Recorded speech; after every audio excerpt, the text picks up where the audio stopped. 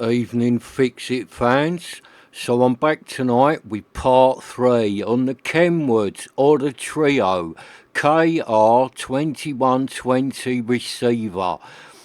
Now this one's been sitting here for 3 days drying right out because I've done it all with deoxit, and I'm home early from work tonight, so I'm going to put it back together, see if it is working, and maybe, hopefully, get some sound out of it.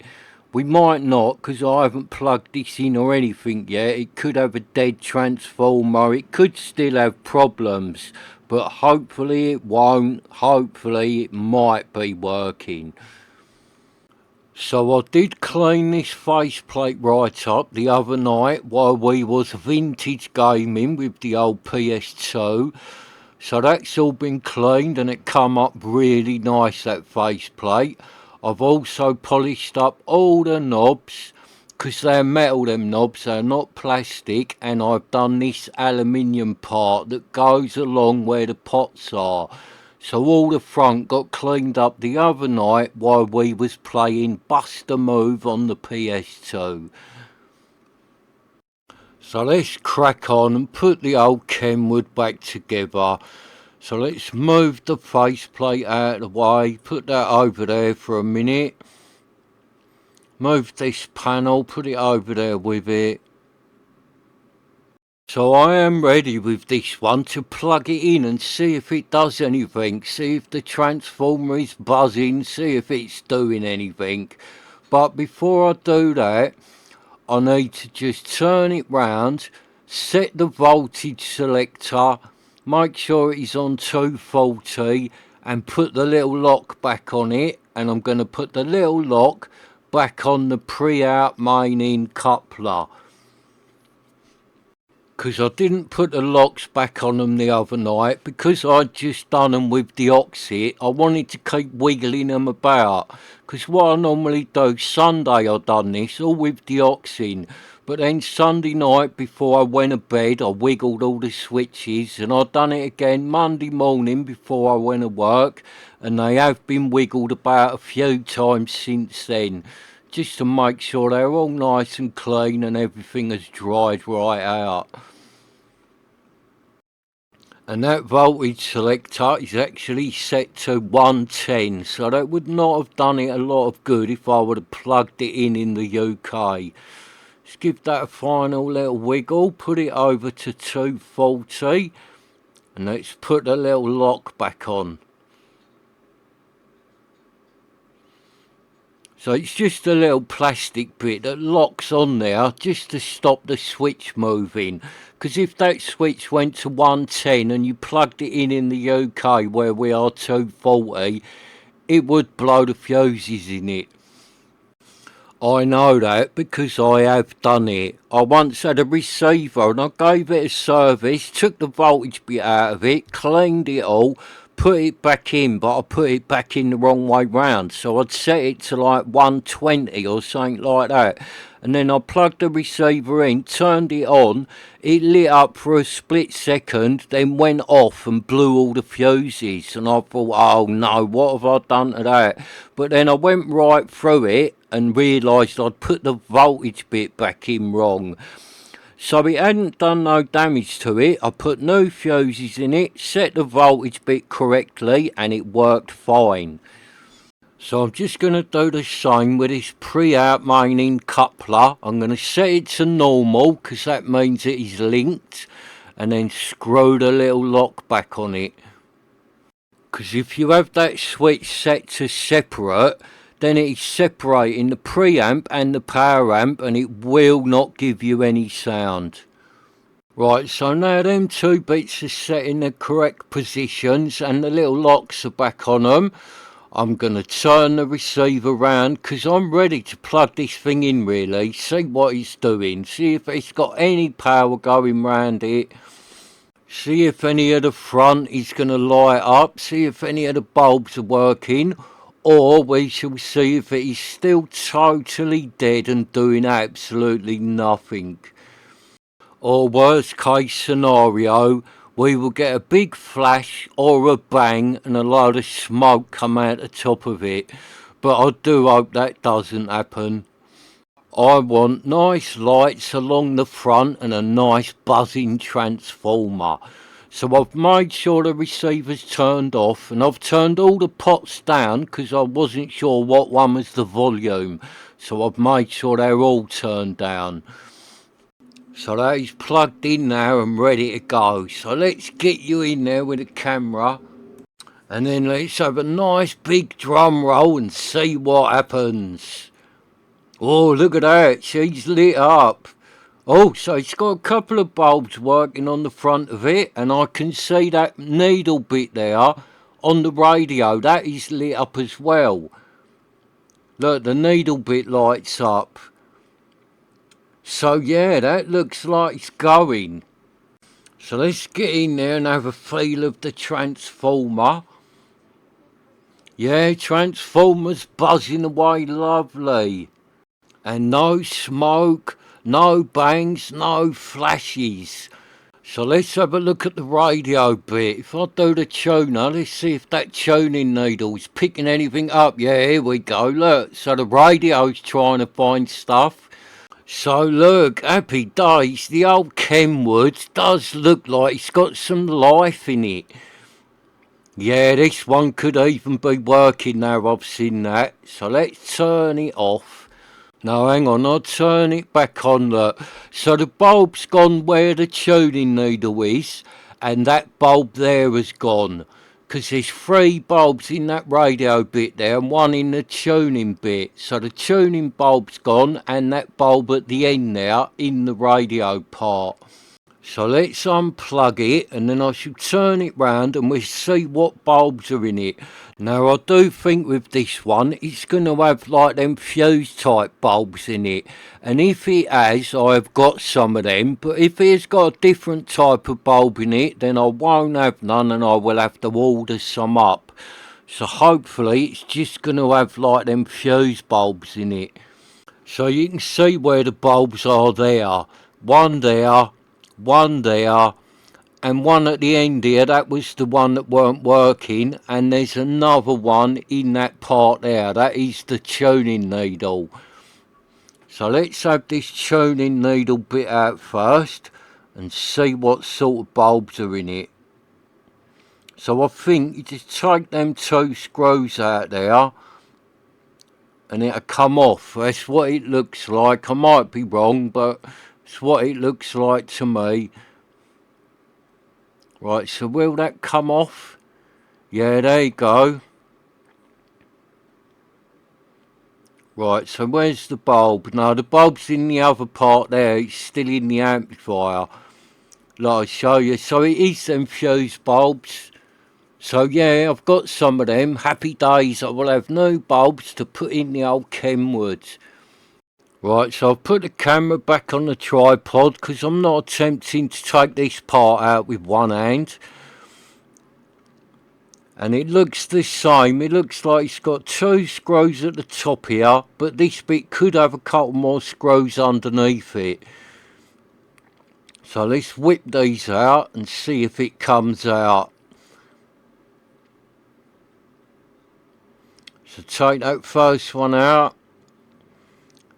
Take this second one out. Put the screws into Spider-Man. Right, is that going to come off?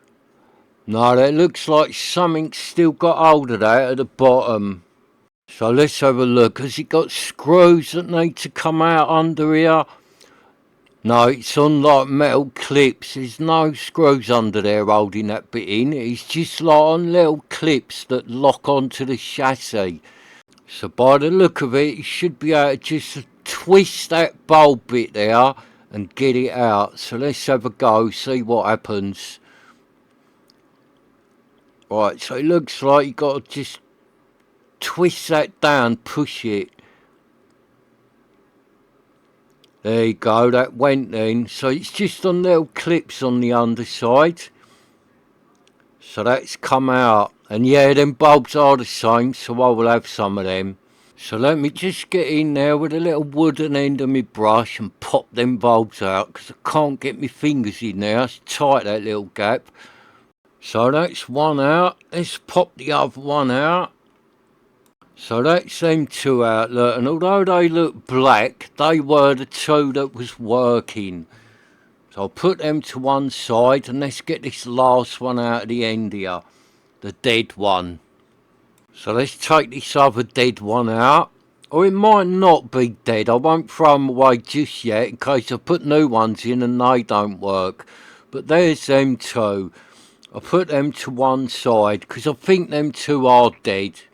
But it could always be the wires going to them two. There's something wrong with them, or the solder joints or something. So I won't throw them away just yet, just in case I put new bulbs in it and them two still don't light up, and then you know it's not the bulbs, it is a problem. So I've got some new bulbs. Look, I've got 2 packets. I'm not sure how many of each I've got. So I've got some green ones and some ice blue. So let's see how many green ones I've got. Oh, I've only got 2 green ones. Oh, that's no good. I need 4. Might have to be ice blues then, because I think I've got a few of them left. Or might have to be a mixture of the 2. No, here we go. Look, I've got 5. So it's going to have to have ice blue LEDs put in it, because that is all I've got. And I need to order some more LED bulbs. So before you all start messaging me and saying, oh, don't put blue bulbs in it, that's terrible, it needs to have warm white put in it. I haven't got no warm white ones, so I'm going to go with these blues. And if it does turn out that it looks terrible with these blues in it, I will change them later on for warm white ones. And you never know, it might actually look quite good with ice blue bulbs in this trio. So if it looks good with these blue bulbs, they can stay in there. But don't worry, if it looks terrible with these bulbs in it, I will change them for some warm white ones as soon as I get some. So that's them 3 bulbs in. So let's turn it round and put one in this radio tuning bit. I did tighten the little carriers up a bit as I put them in. Do the same with this. Just move that out of the way. Tighten the little carriers up a little bit. Pinch them together. And then pop the new bulb in there.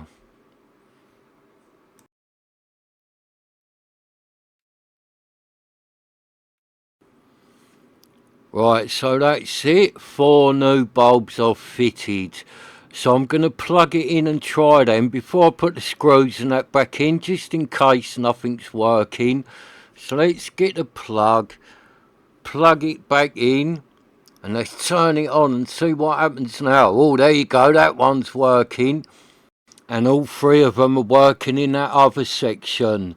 So I've unplugged it, and let's screw these bulb bits back in.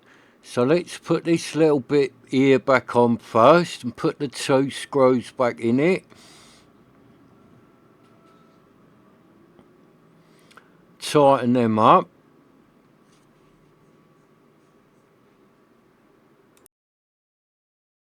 And then let's put this bit back in. So this bit just goes in them little clips there at the bottom. So line them up, push them in, and then just twist it up. There you go, that went. So let's just put the little screws back in it. One this side, one this side. Tighten both of them up. And then I shall stand it up and we'll put the base plate back on it.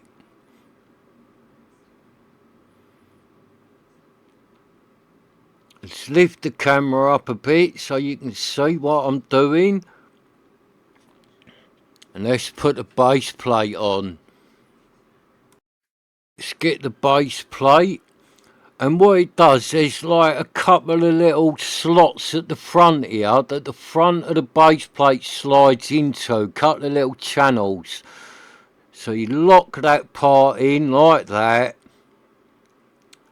And that's it. Then you just whack all the screws in it. Bzzz, bzzz, bzzz, bzzz, bzzz, bzzz, bzzz. Right, so that's the base plate on, so let's crack on and put the face plate back on it. And I cleaned this up the other night when we was playing the old video games, and it came up lovely, this face plate and the knobs and that other aluminium panel. It really is in good condition, the front of this old Kenwood. So all that holds the faceplate on is two little screws, one either side, and then it is held on by that aluminium plate that I will put on next. But there's one little screw to go in this side, and then I shall turn it round and you'll see what I'm doing when I do the other side. I'll turn it round, and then there's just one little screw down here that holds the faceplate on. So that's it. I should just screw them up loosely and I shall tighten them up properly once I've got the aluminium panel along the front, in case it needs to move a little bit. So this panel just sits over the front of all the pots, and then it's got a few nuts and washers that holds it on. I think there's 3. And look at that, it's cleaned up lovely, that panel. The whole lot, the front of this Kenwood has come up lovely. And the cabinet on this Kenwood is in fantastic condition. So get this one back together, get that front lit up, this thing's gonna look good. So that's the 3 nuts back on it. Just get me little spanner, nip them up nice and tight. Now it's all in line. Tighten that one up.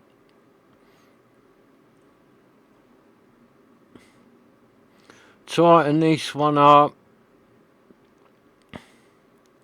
Don't need to over tighten these because you'll damage the plate. Just tighten the middle one up. Just nip them.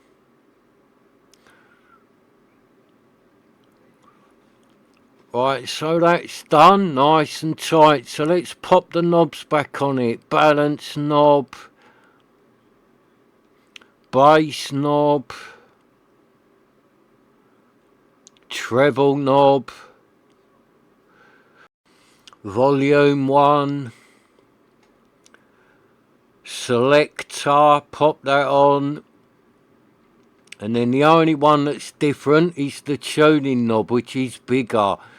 So there you go, the front of the trio is all back together and looking rather nice, if I do say so myself. So let's turn it round and put the cabinet on it. And it's nice, the cabinet on this one, because it is in 2 parts. You get this big metal part here, which goes on first, and then it's got a really nice wooden cabinet that goes over the top.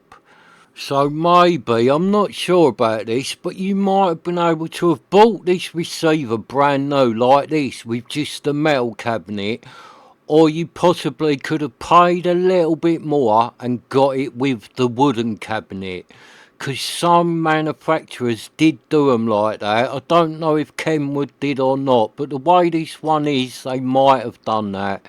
So there's just 2 little screws that go in the back here like that. Tighten them up, and then let's get this lovely old wooden cabinet that goes over the top, look. And then the screws at the sides go through both parts and hold it all together. So here we go, final screws. Let's get Spider-Man, get 2 screws ready, because 2 screws this side, 2 screws the other side. So let's whiz that one in. And put the other one in the front here. And that's it. Nip them up. Right, that side's back together. Move Spider-Man. Turn it round. Oh no, look, Spider-Man's gone dizzy now. You alright, Spider-Man? Look, he's empty, so that means every screw has gone back in the Kenwood. None of them were left over. So let's put this one in. Put this one here at the front in. And that's it. The KR-2120 is totally back together. And let's give the cabinet a little polish, eh? Make it look its best for its big moment.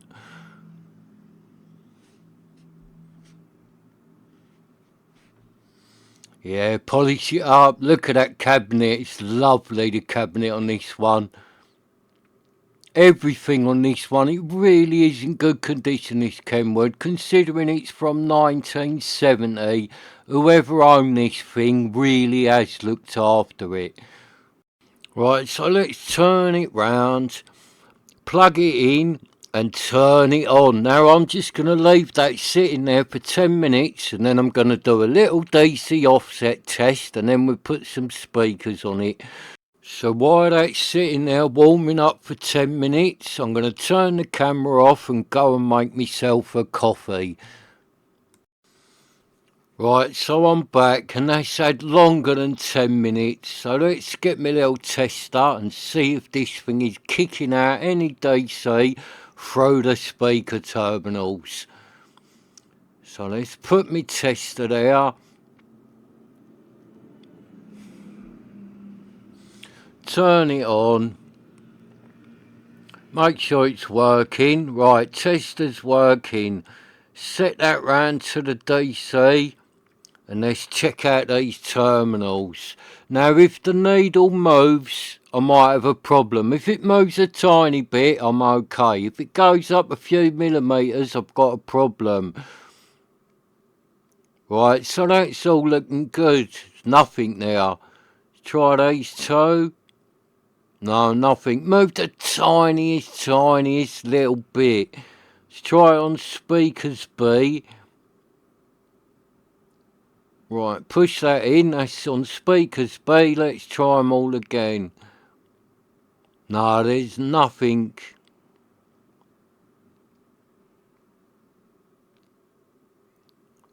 Right, that's it. So that appears to be all good. Right, so I'm happy with that. So let's whack some speakers on it. So I'm going to connect it up to my little Sonys. Yeah, so tighten that one up. Put this one on. Tighten that one up. Let's grab the other speaker down from this side. Get the wire. Connect that one up. Tighten it up. Do the other one. Spin that round a little bit. Loosen that up. Right, there you go. Tighten that one up. Speakers are on. Right, so we are all systems go. So let's turn it back round and then plug it in, and then I'll have to clear a little bit of space so I can get my speakers down here. So make sure that is turned off before I plug it in. Right, that is plugged in and ready to go. So let's just move a bit of this stuff out of the way to make room for my other speaker. And let's get the speakers down. So I'm using my old Sonys today because they've already got wires on them. So let's get the other one down, put it onto the table, and then let's turn my hi-fi off so I can play the sound through the camera. Turn the CD player off, turn the Sansui off. Right, we are all systems go. Right, so here we go. Drum roll, please. Oh, I'm really excited. I really hope this Kenwood works because I love this little receiver. I really do. Right, power on. let's put her onto FM. Yeah, so look, when you put it on radio, the tuning bit lights up, and when you put it onto auxiliary, it goes out.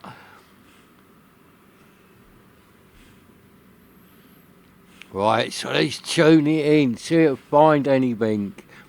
I've turned the volume down in case I get a load of crackle. If it looks like I found something, I'll turn the volume up. Oh, I did find something then. Let's see if we can find better than that. It weren't much of a signal. Right, here we go. That's got something there.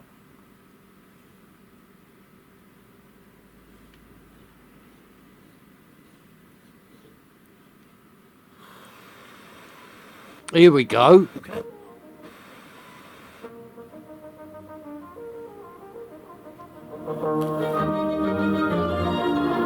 Happy days, listen to that. The old Kenwood's kicked into action.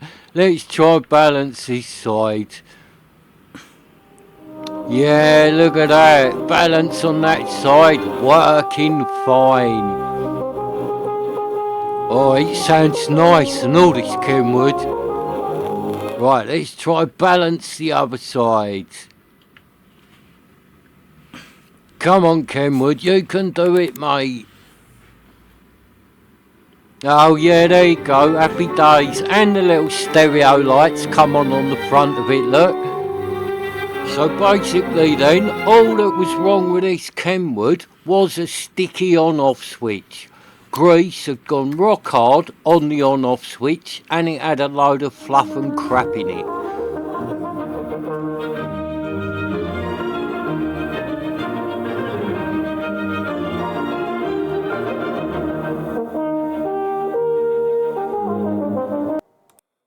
Right, so let's try and find something else, bit more lively on the old Kenwood. Here we go, that's more like it. Listen to the old Kenwood, she is pumping. That is 10 watts of Japanese power. So there you go, Rattlesnake has done it again. He's bought another one back from the dead, with some old tools from the boot fair and a can of deoxit. So thank you for watching, please hit the subscribe button and I shall see you next time.